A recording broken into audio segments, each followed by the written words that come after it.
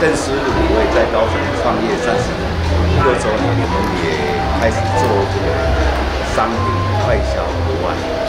设立一个工厂，将来我们的工厂将在全省都能听到更深入的产品，我们的商品希望能够进化。谢谢。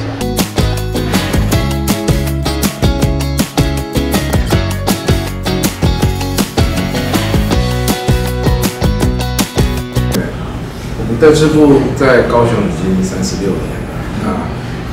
经历过食安事件啊，然后对于整个台湾整个餐饮的部分，我们如何去把它做一个更好的提升嘛？当然，我们现在企业也是不断的在寻求转型嘛。我们这一次投资的项目就是新建的一个食品工厂的部分，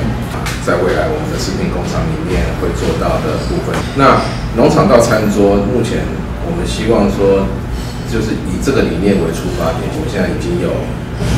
很完善的所谓产销履历的系统。那我们未来的工厂结合现在5G 的整个开发起来之后，我们会用所谓的真实呈现的一个概念。当消费者未来在购买我们的食品的时候，他可以透过扫码、扫 QR code 的概念，然后可以看到这个食材的来源，就是产销履历的部分会先完成。我们有一个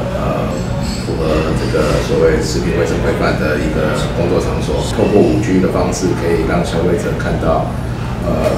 云端的观光工厂，也就是消费者在任何的时间点，他都可以来到我们的工厂去看我们在制作的产品的生产制备的流程。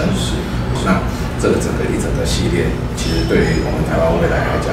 在食品来讲，就会更加的安全了。是。